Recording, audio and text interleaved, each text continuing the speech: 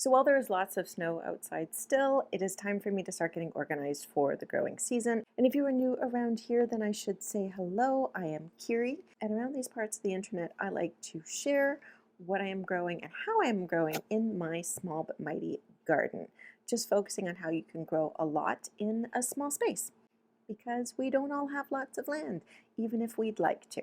I just wanted to share the system that I've come up with after many years of trying and missing the opportune time to start seeds. It's not perfect, but we're getting there. Step one of the process is figuring out what you want to grow this year. And if you're anything like me, then you have bought far too many seeds, and the issue is more around where you are going to put the things you would like to grow. I always see this great little meme. I will put it up here, just kind of talking to that we want to grow all the things even if we don't know where we are going to put the things. What are you doing, Chopper? Sir, I'm trying to shoot a video and you're being very noisy down there. That's not conducive to filming. And one of the things I have figured out is that if I give in to the want to grow all of the things, when we get to July or August, I am going to be completely overwhelmed and not enjoy being in the garden because there's just too much stuff. I've been trying my hardest to really cut down on what I'm growing. Now, what I'm going to show you for what I'm growing this year may not look like I've cut down, but trust me, I have. So I've gone through all of my seeds, and this is what I am going to be growing this year. So after you're done part one and you know what you want to grow, now we need to start organizing them by when they need to be started. I just picked up these little containers from the dollar store that I love because the seed packages fit perfectly in them. So then I used my handy dandy label maker and I just printed out labels. So this is 6 to 8 weeks before frost. You can make this as complicated or as simple as you want. You could have 6 to 7 weeks. You could have 6 to 8 weeks. You could have 2 to 4 weeks, 1 to 2 weeks. It depends how many seeds you're starting and how precise you want to be. I'm trying to simplify now. I've cut back on what I'm growing. I don't need so many of these containers, so I'm making the ranges a little bit bigger. Then the next thing you're going to do is you're going to be looking usually on the back of the seed packet, and this one has a section for timing, and it says sow indoors 6 to 8 weeks before the last frost, or before planting out is what it says on this one. What you will do is you will take the appropriate container and you will place your seeds in it. Go through all of your seed packages and put them into the different piles. I also have this one here for direct sowing. And this one I still need to organize a bit more because while these are all plants need to be direct sowed, they are going to be at different times. So in that case for this one, I'll just put a little cardboard in between to separate them into when they need to be started. Okay, so now the Chopper is done his Chewbacca-ing, we will continue with seed organizing. So after you have all your piles and they are all organized, you could stop here if you're the type of person that is going to remember to start these things. I am not that person. I'm in my husband's phone, a sidetrack Sally, not as Kiri, not as Boo, not as the wife, sidetrack Sally. So I have made up little systems to kind of keep me on track, and I figured it is worth sharing that here in case that helps someone else. One of the things I have done is put reminders in my phone, and I'll usually do it like a week in advance or something like that. Once hopefully I see that reminder, then usually what I'll do is I'll actually set an alarm in my phone. On Monday, remember to plant this, or on Saturday, remember to plant whatever. The other thing that I like to do is to have it visual, so I like putting things on the calendar. I had got myself this really pretty nice planner, and then the hubby helpfully pointed out that it looks like it is covered in purple vajayjays.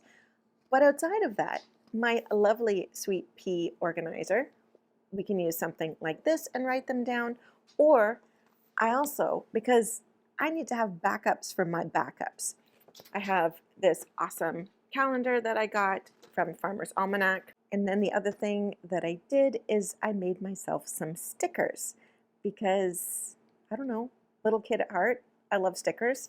I made these different garden planning stickers, so we have some for the actual garden planning. I've used some of those already. And then we have the garden harvest and maintenance. And then I have these ones for the seed starting.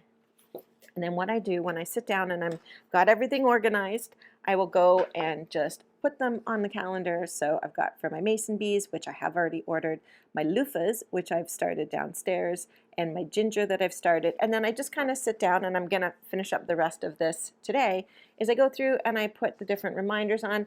Then I calculated out when my last frost date is, and I just put these kind of reminders down. And then these are the ones that you can use in conjunction with your containers that say when to start. And then you kind of know, and then hopefully with the organization done of what to start when, pretty sticker reminders of what starts when, and the phone reminders going off, we hope your girl remembers to start the things on time. So far it's working. I have loofahs that are already growing. I have some artichokes that are growing. I have all my onions started. Here they are kind of growing downstairs under my grow lights. The task for today is to finish getting the rest of the stickers onto my calendar and putting the calendar on the wall. I'm just really trying this year with all the craziness going on in the world and tariffs or whatnot, really trying to focus on a little less of the fun stuff, though there's still got to be fun stuff and trying new things, but really getting down to what we actually eat and what's going to save me money at the grocery store. But yeah, this is my little organization system. If you guys have your own system, share it down below. I mean, the comments are a great place to find out more information. This is just my way of doing it. I just got to the point where I was tired of missing the right time to start things. I mean, that said, if you are watching this and it's past that right time, unless there's no hope of it being ready, like you do need to look at the days to maturity. It's like September and you haven't started melons and you're in Canada and you want to, that's probably not going to work. But other things, if it was very late and you wanted to start onions, because they take a long time, they can be like 105, 120 days to maturity. Even if you planted them late and you don't have enough time to get a bulb, you could still harvest them like green onions. So there's still things that you can do. So it's always worth trying, unless it's like a precious seed that your grandma gave you and it's your last one, and then maybe hold on to it. But other than that, it is always worth giving it a try. There are very few hard and fast rules when it comes to gardening, because everybody's in different zones with different goals, with different constraints, and just try. Put the seed in the ground, and I hope you guys found this helpful. So go start some seeds. And of course, as soon as I'm done filming, the puppy is sleepy and going to sleep in his bed. Not, oh, a sigh, what troubles you, my little freeloader?